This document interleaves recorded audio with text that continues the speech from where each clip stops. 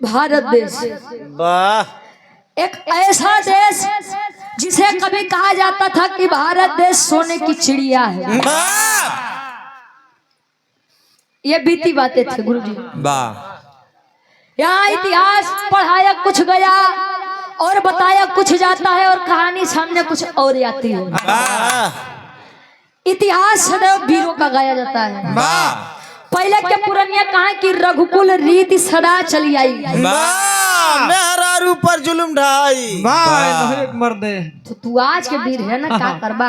वैसे मेहरारू के ऊपर बड़ा जुल्म भर है का गुरुजी? क्या करे ऊपर हो? सीता के देख ले। अच्छा उनके ऊपर नहीं भरोसा होता? सुपर्णखा के देख ले। अच्छा उन्होंने से नहीं भरोसा होता? न विश्वास तारा से पूछ ले। वो कह रही हो बालिक मेहरारू रही। कुल मेहरारू का विपद नहीं डब्लू गुरुजी हमरे समझ में ही कर। पहले मेहरारू जनगणना करत रहे। लोग कहते हैं कि हर घर में वीर पैदा नहीं होते, तो यह भी सत्य है कि हर माँ वीर पैदा भी नहीं करती है। आज के समय में तो बड़ा अजीब दुविधा बा। सूरज यदुवंशी जी खाए पिए खाए भैया, हम संत आदमी क्या लेके आए हैं, क्या लेके जाएंगे, हम संतों से का परी। बस 2 टाइम खाए के मिल जाए, बढ़िया पहिरे के मिल जाए, देश दुनिया में का हो से का मतलब बा। कवि जी लिखाते हैं वीरन के बारे में कैसे गुरुजी?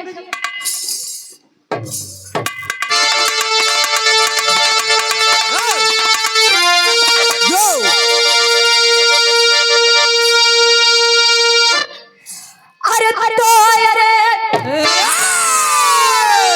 खून होता गरम जब बहादुर चले। शेर नार दिलावर नस्ल को झुकाए। अरे बदला लेके बदल कर निभाज चले। बादल यमनी विक्रोध से है गड़गड़ाए।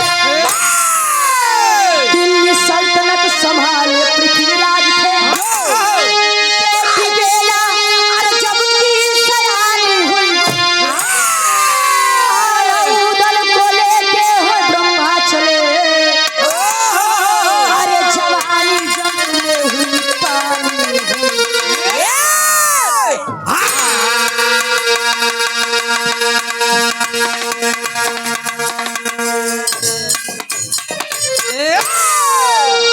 देखा हमारे बादल कभी लिखा था, इतना बढ़िया सजाए हैं गुरुजी।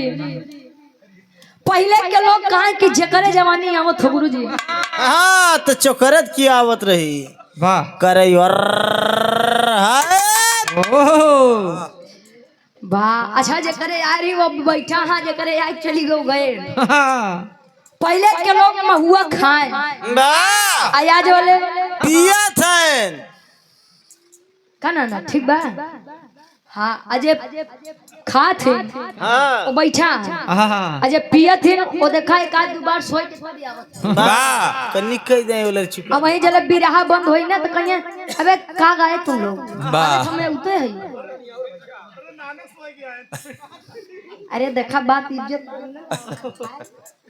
मतलब अंगूरी पकड़ा तो हाथ पकड़ा था तू लोग ना ना ईमान ननिया और इज्जत से रहा कहानी क्या तो नहीं समझा हम तोरे नाना हरन का कुछ नहीं कही देखा इनके नाना सारे कहत रहे कि मतलब नाना के मतलब जितना नाना है कुल नाना अपने नन्यौरे रहती ना तय कहा थे कि हमारे नाना हरे कहा थे जितना नाना रहा कहा है भैया प्रतापगढ़ वाले से झिनर भी जाकर उन्होंने बड़ा दुष्ट होती उन्होंने सारे बड़ा दुष्ट होती हाँ तो नाना सारे जितना नाना है कुल ए भैया आला उदल इतिहास का एक ऐसा नाम पहले के समय में विवाह हो तो बिना तेगा तलवार के विवाह सफल ही नहीं हो आज के समय में तब मुंह फुटवल हो लेकिन केवल डीजे लगे एक लाइन कवि जी गजल के भाव दे तो कोनो लड़का कोनो लड़की बदे कहे कैसे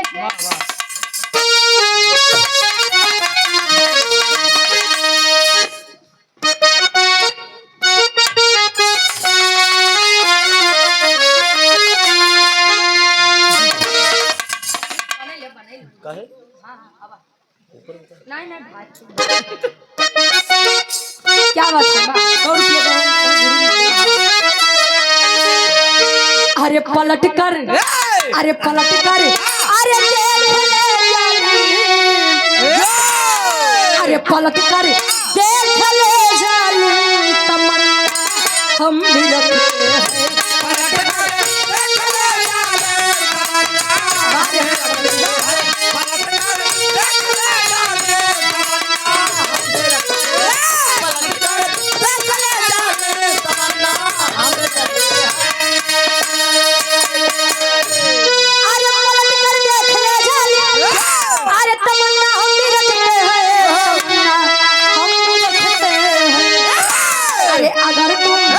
अगर तुम हुस्न रखते हो जवान हम भी रखते हैं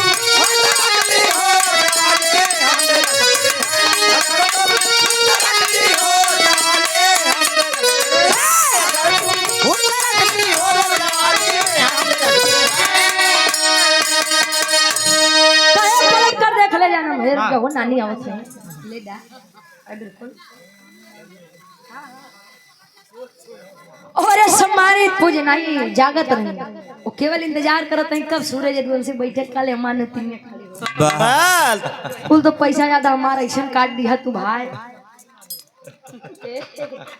और सम्मानित पूजनी हमारे गार्जियन जी ये हमारी नानी जी ये हमारी बहन है हमारे मामा की लड़की बात ए यार भजन ये पूजनीय हमारी नानी जी के द्वारा ये 200 रुपए का सम्मान बहुत बहुत धन्यवाद आशीर्वाद के चाहने के मुझे अपनी कलम में कामयाब रहे तू उधारी जोड़ ला तो अगली बार दिवा देवा जब मंदिर पाया कहानी कवि जी लिखा है पीरन खातिर एक लाइन कैसे गुरुजी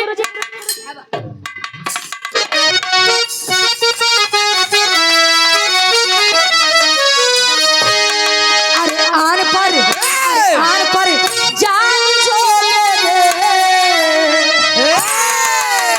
आन पर जान देना है निशान वीरों की आन पर जान देना है निशानी वीरों की होती आन पर जान देना है निशानी आन पर जान देना है निशानी वीरों की होती अरे आन पर जान देना है अरे निशानी वीरों की होती निशानी अरे वीरों की होती अरे अमरीति हास दोहराए अमरीति हास दोहराए कहानी वीरों की होती अमरीति हास दोहराए कहानी वीरों की होती अमरीति हास दोहराए कहानी अमरीति हास दोहराए कहानी वीरों की होती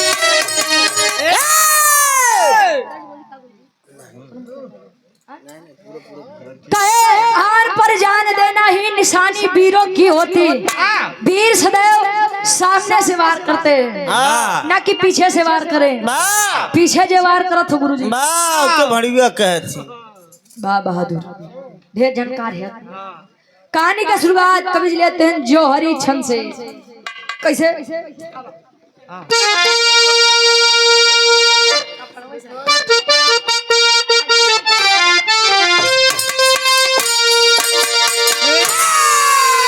अरे जो शान के खातिर मरता अरे असली चीज वही है जो समर से है भागे समझो वो शेर नहीं है अरे लेकर जाएंगे जवान जवानों के लिए जाए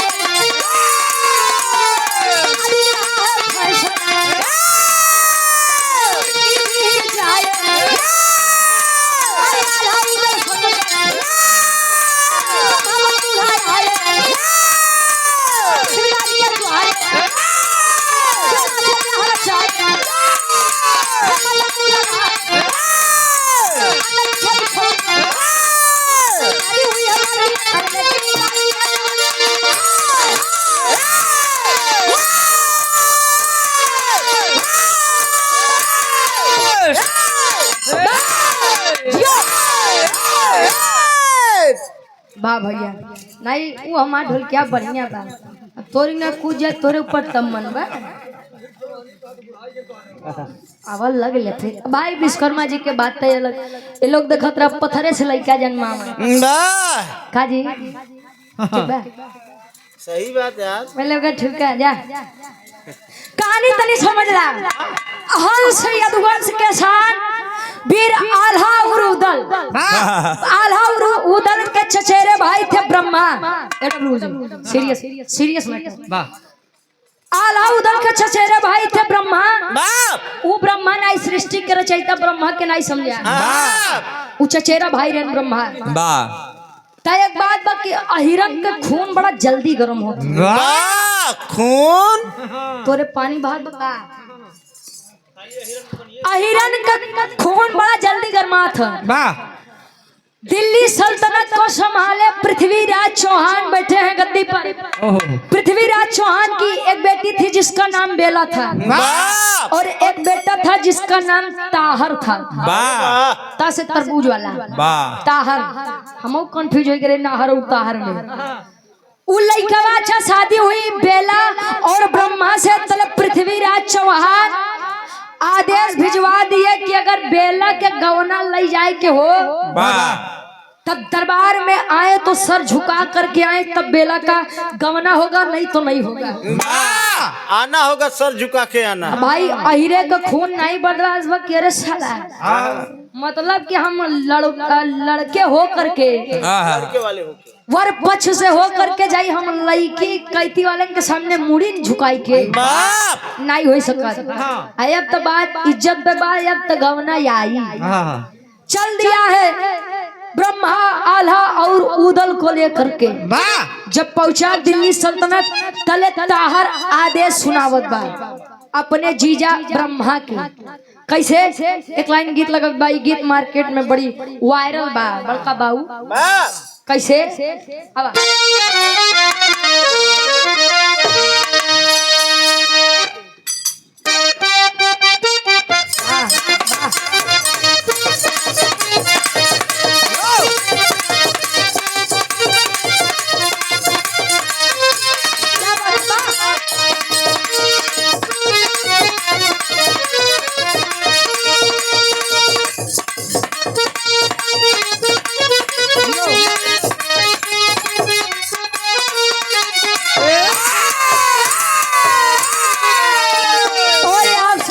पूज्य हमारे गार्जियन जी आप हमारे मामा जी रखा गनंदी प्रताप एजेंसी जी हमारे ननिया रखा ये हमारे मामी घर बा मामी के नहीं है हाँ नाना घर हमारे रखा गनंदी बा एक बार बाहर चला गा भाई कौन दिखाई पड़ता का हमारे ननिया का रखा वाले राख नहीं रखा वाले हाँ रखवा लेती तू समय लौटाई देती अरे वाह सम्मानित हमारे गार्जियन जी आप संजय यादव हमारे मामा जी पेशकार दीवानी न्यायालय प्रतापगढ़ से 500 रुपए का सम्मान, बहुत बहुत धन्यवाद, आशीर्वाद के चारी कीमत से अपनी कला में कामयाब रहे। वैसे हम बड़ा कम अपने रिश्तेदार के सामने गाई थे। बहुत कम। हाँ, खाली मामी के सामने गावत सिंगर। हाँ, हम केवल मामी के सामने गाई, नहीं चाची के सामने गाई बस। अब लड़का बड़ा रंगदार है, भाई के प्रति भाई के लिए प्रेम था। चाचा पहले के समय में भय हरा होते थे मंजीत भैया, पहले के समय में भय हरा रहा है, यानी भय को हरने वाला। आज के समय में कहीं और भय कर रहा है, यानी भय को पैदा करने वाला। हम तो कही थी भाई भाई होए तो कुंभकर्ण जैसा हो। जानता था कि मेरे भैया गलत है, अधर्म की राह पर चल रहे हैं, लेकिन फिर भी भाई के लिए मर मिट गया, लेकिन रास्ता नहीं परिवर्तित किया। बाहर छिपे रावण को सब खोजते हैं, घर में छुपे विभीषण को खोज लीजिए, विनाश होगा ही। घर का भेदी लंका ढाई, कब चले भैया, होशियार है। वो भाई के प्रति भाई का प्रेम था। भाई का कहे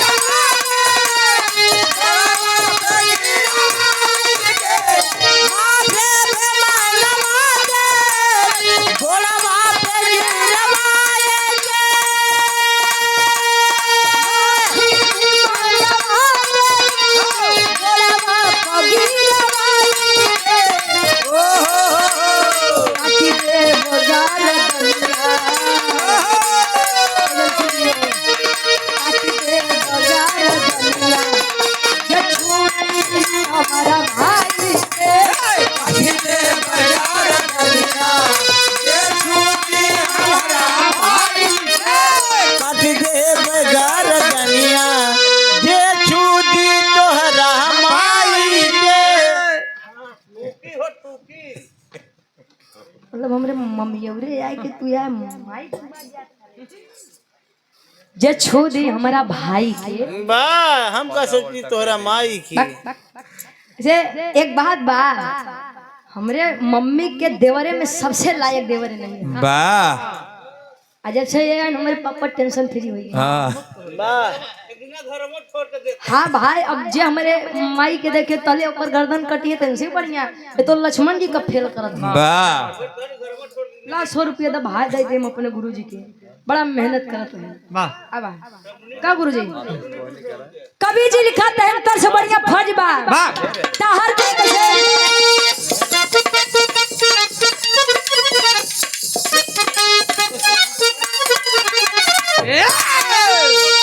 बोला है ताहर ब्रह्मा से कि तू का मेरे आदेश सुनो।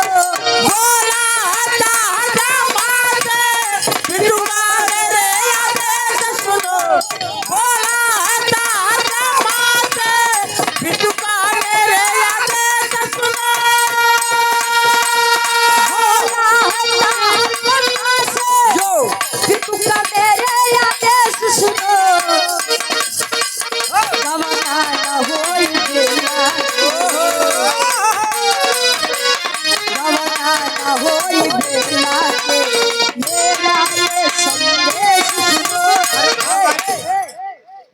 ब्रह्मा आया ताहर यानी, और ताहर आया अपने जीजा से। जीजा जी गुरु जी, अरे जी जेकरे आगे जी, जेकरे पीछे जी, बिचवाई में जा। अरे बाहर जीजा जी बताओ, ऐसे ऐसे सार पड़ा है वाह, चले ऐसे ऐसे सार पड़ा है वाह। उले अपने जीजा के काय किए, ए लड़के बाहर रुक जा। आए काहे हो, काहे कि उबाऊ संदेशा भेजाए कि उ बहिनी के गवाना नाई होई। काहे सार आए जले बियाहवा कई दी है त नाही, अब गौना में का दिक्कत बा। औ हमारे साथे नाही जाई डब्लू गुरुजी, जब हमारे साथे नाही जाई तो सार तू रखबे तार बाबू। बाहरे गुरुजी उ काहे कि अगर शादी हुई है तो मैं गवना यानी अपनी पत्नी को लेकर के जाऊंगा। पहले शादी हो तो गवना 3 साल 5 साल 7 साल 11 साल 13 साल 15 साल बाद जाए जितेंद्र भैया। तो जब गवना के दिन पड़े तो दुल्ही बेचारी डराए कि पता न हमका सास ससुर कैसे मिली है, हमार दुल्हा कैसे मिली, माँ जेठाऊ कैसे मिली, जेठाऊ तो बड़ी आय। अच्छा आज के समय में जब बियाह होता है जितेंद्र भैया तले सास ससुर डराते पता न हमको पतो कैसे मिली, पता न महीने 2 महीने रहा दे कि बेटवा साल गाय दे, और उनसे ज्यादा तो भैया लोग डराते पता न महीने 2 महीना जिया दे कि नीला डरा। कितना जने बे केवल फेरी में पड़ा है देखत है घूम घूम।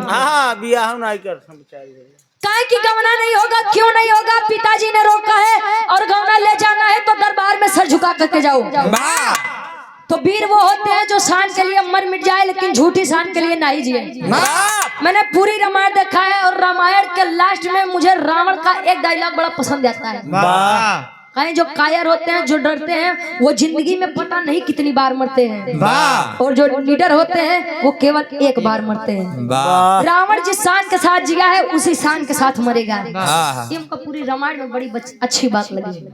गुरुजी जब गवना खातिर मना होत बा तले ब्रह्मा कहत बा कि आवा सार आवा पहले तू ही से हो जाए तले बहिनी तक जा आवा बहन तो हाथ ले जा सार हो का एक लाइन गीत लगत भाई हमारे काकी दादी वाली कैसे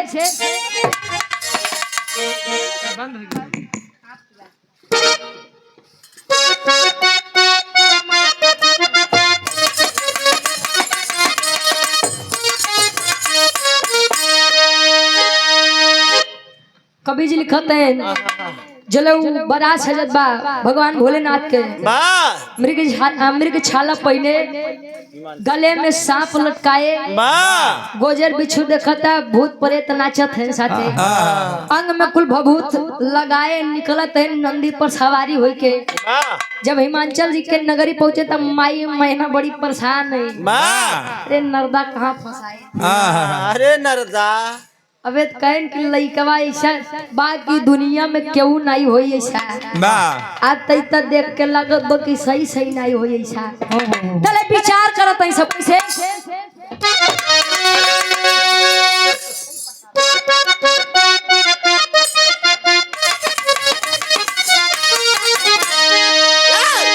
अरे यही संग बारतिया ना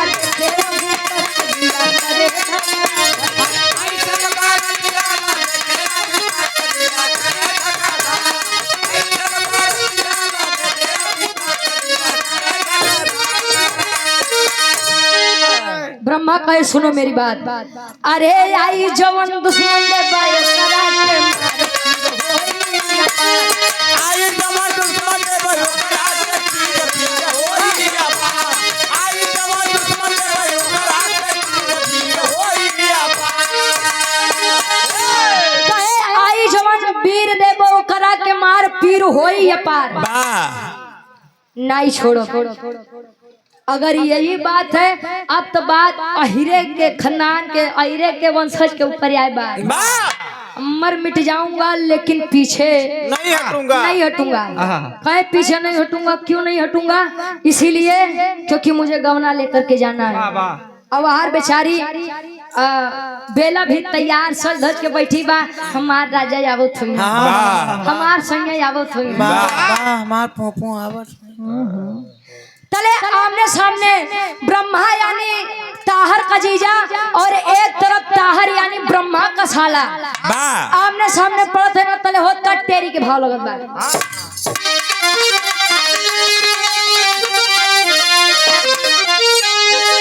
अरे राम बहनोई नाही चीने सरवा अरे तो बहनोई नाही चीने सरवा मैं अपने हाथ से धोया बहिनी तेरी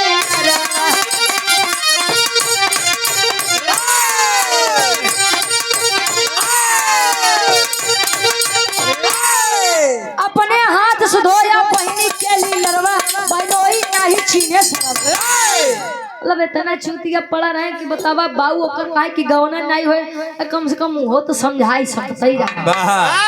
जैन हमका लागत गुरुजी अगर सबसे ज्यादा दिमागदार आदमी रहत हुए वाह कहीं अपने कलयुग में आए हाँ नहीं तो क्यों गमना बड़े मर मिट जाए तो क्यों देश बड़े मर मिट जाए वाह ऐसे मेहरारू बदे ज्यादा मरत रहे ना बहनोई साले को चीने और ना ही साला अपने जीजा को चीने वाह धोखा हुआ है अब ताहर सोचत बा कि ऐसे तैसी नहीं जीतब गुरुजी ऐसे तैसी नहीं जीतब। अच्छा गीता में भी लिखा गया है कहीं कहीं मारे वीर तो कहीं कहीं हाँ मरवाए वीर कहे कहीं कहीं मारे वीर तो कहीं कहीं भागे वीर। जहाँ बल ना काम करे वहाँ छल का इस्तेमाल करे। वाह हाँ नहीं तो कुल तोरी की नहीं हो नहीं तो गांधी जी जैसे हो एक हाथ के मारे गाल दूसरा आगे कह दे जमाना ही बगुरु जी तो एक हाथ के मारत बा तू ओके 10 हाथ मारा वाह तले तो ताही दुनिया में ठिकान में नहीं तो जैसा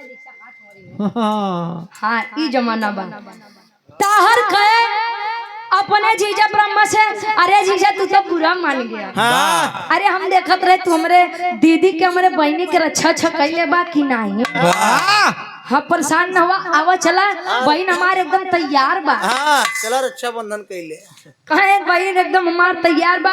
अच्छा लेकर चला है ब्रह्मा को आला उदल अपने काम में लगे और वहीं पर धोखा किया है ताहर धोखे से अपने बहन के सुहाग ब्रह्मा को खंजर चुभा करके जब जान लिया आय हाय गुरुजी संसार में कोई किसी का हो चाहे मत हो नारियों का अगर इस संसार में कुछ है तो केवल और केवल उसका पति है।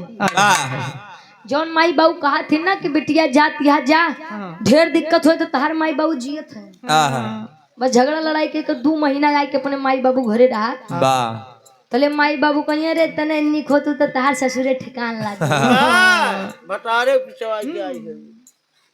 अच्छा एक बात यह भी है गुरुजी कि शादीशुदा लड़कों की जिंदगी बर्बाद करने में सबसे बड़ा हाथ किसका होता है जानते हैं? वाह किसका?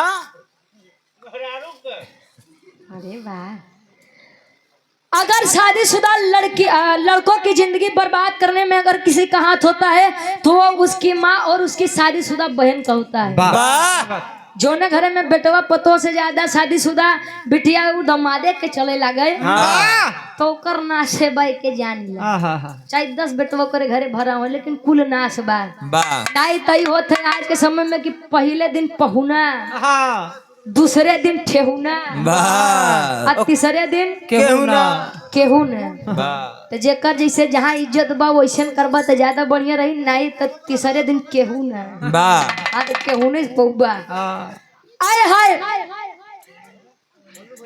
ताहर ने जब मारा है अपनी बहन के सुहाग ब्रह्मा को बेला टूट सी गई।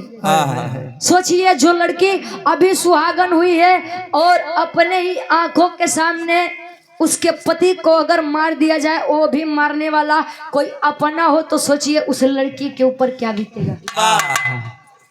बेला विलाप कर रही है कैसे बिरहा के आखिरी तरज लगता है।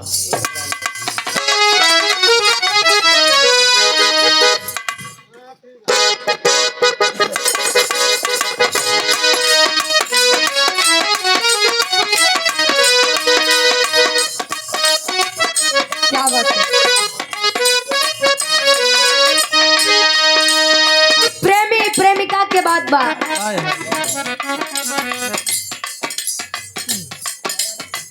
हिंदी में प्यार और उर्दू में मोहब्बत और इंग्लिश में लव संस्कृत में स्नेह तो गणित में जोड़। एक गाना यार है कि सैया जोड़ा ना मिलौले हमारे जोड़ा में अगुआ जोड़ा ना मिलौले हमारे जोड़ा में दिया के जोड़ा में लड़का सूत जाले। मुलायम यादव जी इसी ग्राम से 100 रुपया बहुत बहुत धन्यवाद। पूरनपुर पटखान के 500 में से बहुत बहुत धन्यवाद आशीर्वाद के चाह रहे मुलायम तो वो लड़का लड़की में बड़ा अटूट प्रेम रहे और प्रेम आज के समय में मिल जाए तो बहुत खुशी की बात है। लड़का कहे तुम्हें दिल से कैसे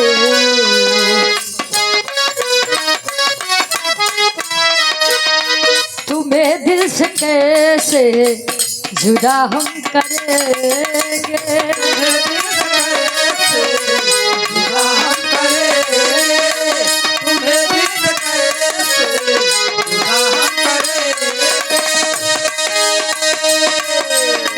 कि मर जाएंगे ओ क्या हम करेंगे। कि मर जाएंगे ओ क्या हम करेंगे। तुम्हें दिल से कैसे जुदा हम करेंगे। तुम्हें दिल से कैसे जुदा हम करेंगे। तुम्हें दिल से कैसे जुदा हम करेंगे। मर जाएंगे क्या हम करेंगे। मर जाएंगे ओ क्या हम करेंगे। तुम्हें दिल से कैसे जुदा हम करेंगे। तुम्हें दिल से कैसे जुदा हम करेंगे। तुम्हें दिल से कैसे जुदा हम करेंगे कि मर जाएंगे और क्या हम करेंगे। वाह लेकिन रो रही है वह लड़की वह नारी बेला। और एक लड़की हो चाहे लड़का हो, जीवन में अपने पसंदीदा इंसान को खोना ये मरने के बराबर होता है।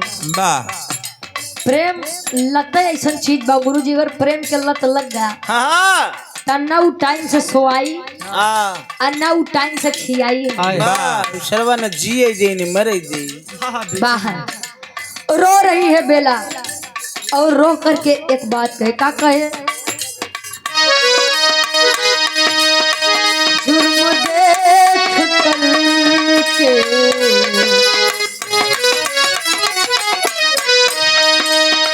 जुर्म देख करके बहन रो रही है। जुर्म देख कर के बहन रो रही है। जुर्म देख कर के बहन रो रही है। और ये सम्मानित कुछ हमारे गार्जियन जी आप पप्पू यादव जी बीडीसी साहब, फिर से हमारे गार्जियन जी के द्वारा यह 200 रुपए का सम्मान बहुत बहुत धन्यवाद। आशीर्वाद के चाह रही कहे। जुर्म देख करके बहन रो रही है। भाई की वजह से पति खो रही है। भाई की वजह से पति खो रही है। जुर्म देख करके बहन रो रही है। जुर्म देख करके बहन रो रही है। जुर्म देख करके बहन रो रही है। कहे जुर्म देख करके बहन रो रही है। भाई की वजह से पति खो रही है। वाह मुलायम यादव जी विनय के मौसिया। वाह अच्छा मुलायम के मौसिया विनय यादव। ए महाराज 51 रुपया बहुत बहुत धन्यवाद आशीर्वाद के चाह रही। अच्छा मेरी एक बात है गुरुजी, हाँ हाँ जी अगर पति के लिए सब कुछ छोड़ना पड़े तो छोड़ दो, लेकिन सब चीज के लिए पति को मत छोड़ो। नहीं तो दुल्ही केतनो मुंह मारी वाह काम के ओकर पति देव दी है। वाह हम मन से दू केतनो बहरे मुंह मारी काम ओकर ओकर मेहर रुए दे जो शादीशुदा घरे में लिया क्या बा। वाह आ के केतनो सोचे कि हम ओकरे मेहरारू से बढ़ के इनके जिंदगी में मैटर करत है तो कदापि नहीं। काहे कि कौनो भी काम देखला गुरुजी केहू के मजाल बा कि प्रेमिका के लाई के ऊपर बैठा दे, वाह नहीं बैठाई। इसीलिए रिश्ते अगर बनाना है तो ढंग से बनाइए और नहीं बनाना है तो चले जाइए, छोड़ दीजिए, कोई दिक्कत नहीं। वाह जाइए। रो रही है बेला कि आखिर मेरे सुहाग को छीन करके आप लोगों को क्या मिला। वाह मेरा पति आप लोगों के सामने झुका नहीं, क्या ये उसका गुनाह था? आहा अपने मान सम्मान के लिए लड़ गया, क्या वो उसका गुनाह था? वाह या मेरी शादी एक वीर योद्धा से हुई थी, ये उनका गुनाह था। रो रही है लेकिन बेला कमजोर नहीं हुई। उसने विचार किया कि जैसे ही अगर मेरा भाई मेरे पति को मुझसे छीना है तो वो मेरा भाई नहीं, और जिसके कहने पर, मेरे पिता के कहने पर इसने मेरे पति की जान ली है तो ये मेरा पिता नहीं। आज से मेरा इन लोगों से कोई भी ताल्लुकात, कोई भी संबंध नहीं है। विनय यादव जी सपा का गाना 51 रुपया, ठीक बा? हाँ गाते बा बाबू, बड़ा परेशान करता। अच्छा रो रही है लेकिन उसने विचार किया कि जिसने मेरे पति को मुझसे अलग किया है मैं भी उसे जीने नहीं दूंगी। विचार करे कैसे? पापड़ के भाव लगा दो।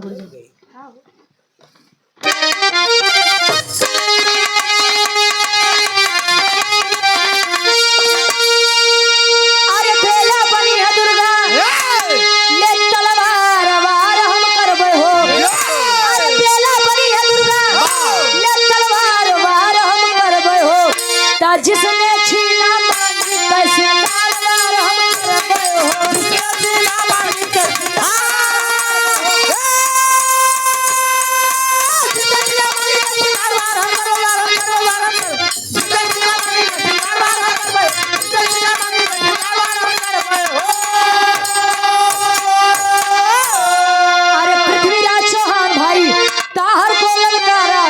पति का बदला लूंगी मैं, फरिया हमारा है। अरे तूफान बन के खड़ी है, आया ज्वार वार हम करबे हो। अरे जिसने लूटा मांगी के श्रृंगार वार हम करबे हो। सोच रही है कि जिसने मेरे पति को मुझसे छीना है नहीं छोड़ूंगी। बाप, मैं टूट भले सकती हूँ, मैं रो भले सकती हूँ, लेकिन कमजोर नहीं पड़ सकती। ये होता है एक पतिव्रता नारी का फर्ज। अरे वाह, नहीं तो आज के समय में तू नहीं तो दूसर के हो, दूसर नहीं तो तीसर के हो। आओ सनम, जाओ सनम हो जाएंगे। एक गाना है कि दुनिया है मेरे पीछे लेकिन मैं तेरे पीछे। दुनिया आगे पीछे बा, उनके पीछे पता लग क्यों क्यों पीछे जा। विचार की है बेला और निकाल करके तलवार खड़ी है और खून की प्यासी है अपने भाई ताहर के लिए। कूदी है बीच सभा में, ताहर कुछ समझ पाता इसके पहले ही बेला की तलवार चली और ताहर का सर धड़ से अलग हुआ। अपने भाई को अपने पति के लिए वह लड़की मारी है और उसने कहा कि मैं एक वीर पुरुष की विधवा बन करके रह लूंगी लेकिन ना मर्द का हाथ नहीं थामूंगी। आई दुनिया बड़ी जालिम बा गुरुजी। हिया जले कमात रहा तले लोग सलामी करिए और जने दिन कमा बंद कर देबा या दुल्हा इस दुनिया को छोड़कर चल दिया तो ये दिन 10 रुपया तुम्हें दे बदे लोग परेशान हुए कि अरे यार 10 दे तो पता नहीं 5 लौटाई कि नहीं लौटाई। वह लड़की है, बेला है, एक अबला नारी है, कमजोर नहीं पड़ना चाहती थी, इसलिए उसने विचार किया कि मैंने अपने पति के हत्यारे को मारा है और अब मैं भी नहीं जीऊंगी। चलिए अपने पति की लाश के साथ सती होने के लिए। और इस बात का प्रमाण है, का प्रमाण बगुरु? आखिरी भाव, खड़ी के भाव।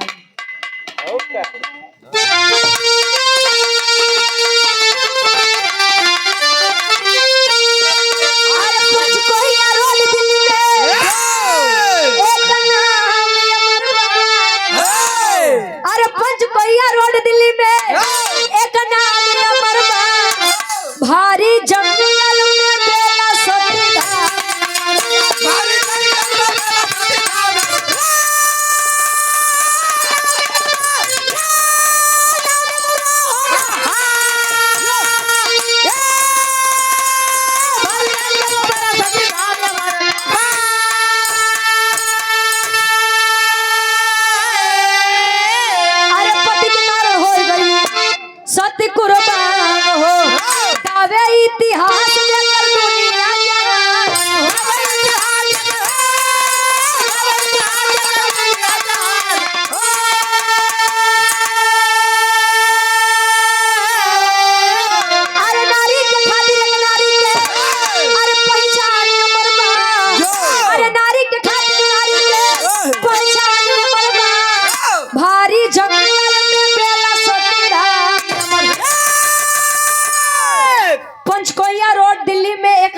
अमर बात भारी जंगल में बेला सती धाम अमर बात।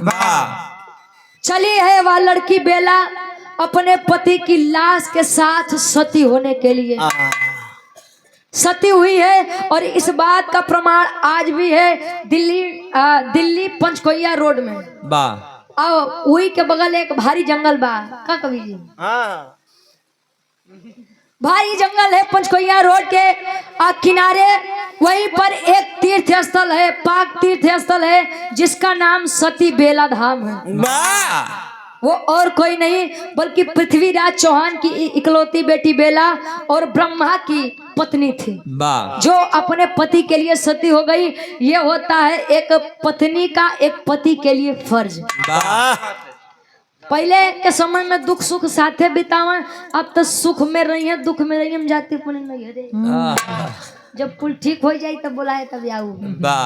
ठीक बा एकदम करेक्ट बा। ये होता है एक पतिव्रता नारी के लिए पति के लिए त्याग बलिदान का गुरु जी। हाँ जी। अब तो देखा था अब तो कुल प्यार एक कई चीज में छुपा बा। वो करवा चौथ वही के मामा का थे वही के अपने दुल्हा के रूप में देखा थे। हाँ वही चलनी में देखिए अब जान ला बस वही में दुल्हा का आयु लंबी होती पता लाग वही दिना भर गुरु जी। हाँ वही दिना जान रही कि करवा चौथ आवत बात तो वही बहाने लई है चलिए चला हो तोरे बरे हम भूखी रहे पागल है का 10,000 के बेचारे को चूना लगाई क्या होती देर दिन भूखी रही कहीं का मर गया रहे। हाँ गुरु जी। अब आखिरी में खानदान के परिचय बा। अब जानो थे गुरु बिहारी गुरु रामलाल बता अरे सोनी से चल क्या कभी चलना भी ये पता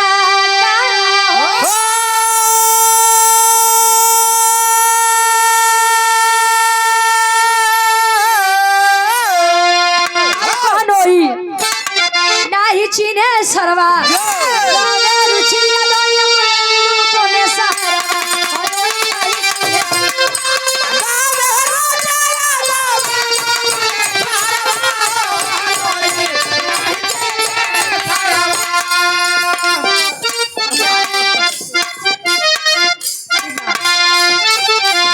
नहीं चाहिए दिल दुखाना किसी का नहीं चाहिए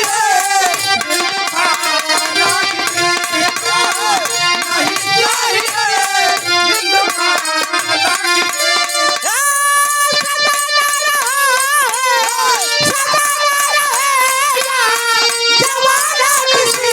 का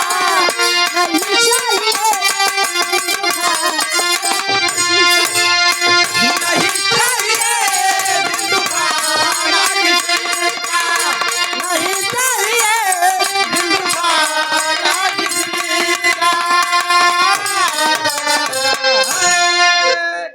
सत्यम यदुवंशी जी जो कि सूरज यदुवंशी जी के आप शिष्य हैं वाला